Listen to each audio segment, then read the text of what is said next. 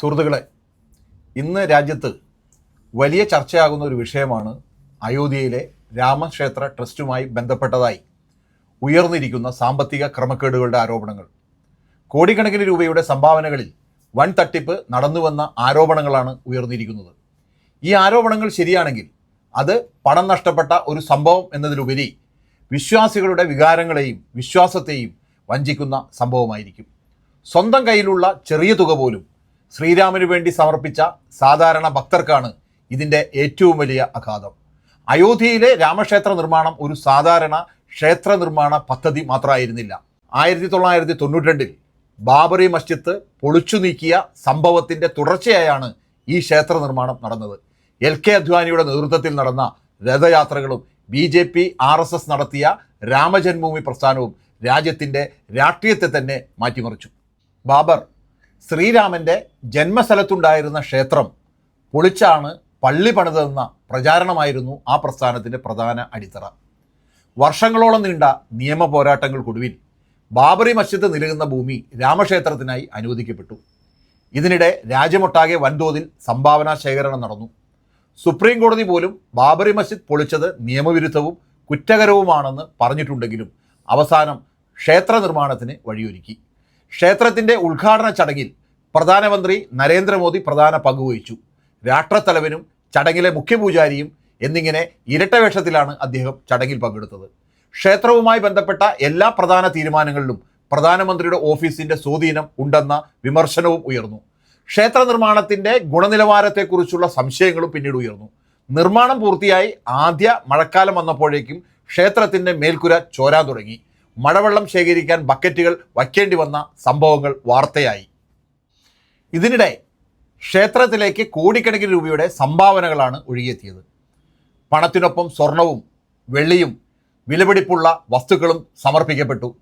വിശ്വസിദ്ധി സമൂഹം മാത്രം 1 കിലോ വീതം തൂക്കമുള്ള ഏകദേശം 200 വെള്ളിക്കട്ടകൾ സമർപ്പിച്ചെന്നും അതിന് രസീത് പോലും ലഭിച്ചില്ലെന്നും ആരോപിച്ചു.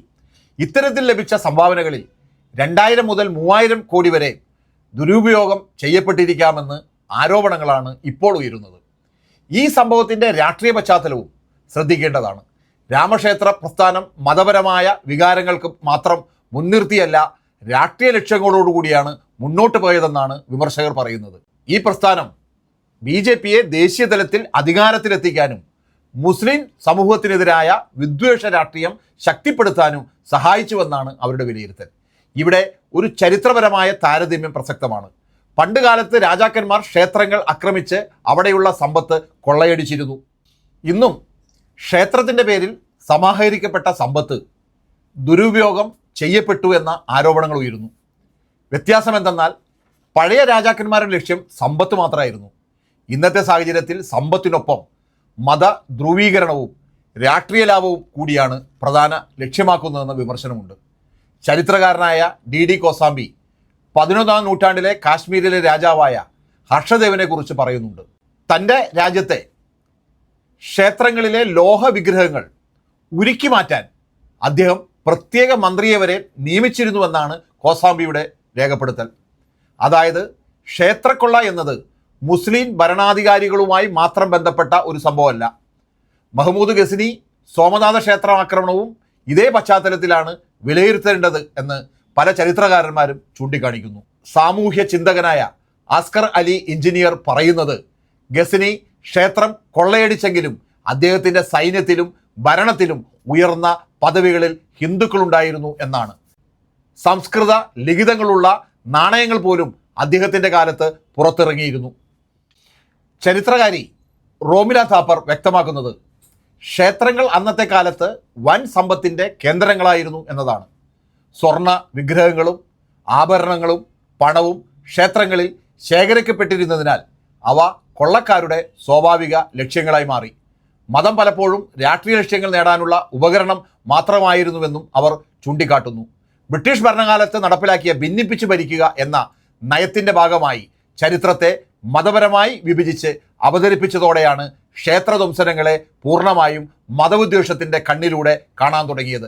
അതേസമയം ക്ഷേത്രങ്ങൾ തകർത്ത മുസ്ലിം ഭരണാധികാരികളെ മാത്രം എടുത്തുകാട്ടുകയും നിരവധി മുസ്ലിം രാജാക്കന്മാർ ഹിന്ദു ക്ഷേത്രങ്ങൾക്കും ഗുരുദ്വാരകൾക്കും നൽകിയ സംരക്ഷണവും ധനസഹായവും അവഗണിക്കപ്പെടുകയും ചെയ്യുന്നു. ഔറംഗസീബ് മഹാകാളേശ്വർ ക്ഷേത്രം, ചിത്രകൂടിലെ ബാലാജി ക്ഷേത്രം, ഗുവാഹത്തിയിലെ ഉമാനന്ദ ക്ഷേത്രം, ജൈന ക്ഷേത്രങ്ങൾ, ഗുരുദ്വാരകൾ എന്നിവയ്ക്ക് നൽകിയ ഫർമാനുകൾ ഇന്നും ചരിത്രരേഖകളായി നിലനിൽക്കുന്നു. ഈ ചർച്ചയുടെ ഏറ്റവും പ്രധാനപ്പെട്ട സന്ദേശം എന്താണ്?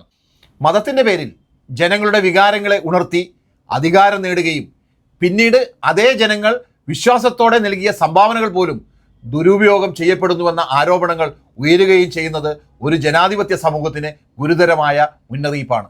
ചരിത്രത്തെ വിദ്വേഷം വളർത്താനുള്ള ആയുധമാക്കാതെ ചരിത്രത്തിൽ നിന്ന് പാഠം പഠിക്കുകയാണ് വേണ്ടത്. ക്ഷേത്രമോ പള്ളിയോ മറ്റേതെങ്കിലും ആരാധനാലയമോ ആയിക്കൊള്ളട്ടെ, ജനങ്ങളുടെ വിശ്വാസവും സംഭാവനകളും പരമാവധി സുതാര്യതയോടെയും ഉത്തരവാദിത്വത്തോടെയും കൈകാര്യം ചെയ്യപ്പെടണം. ജനാധിപത്യത്തിൻ്റെ യഥാർത്ഥ ശക്തി മതവിദ്വേഷത്തിലല്ല, സത്യം, നീതി, സുതാര്യത, സാഹോദര്യം എന്നിവ സംരക്ഷിക്കുന്നതിലാണ്.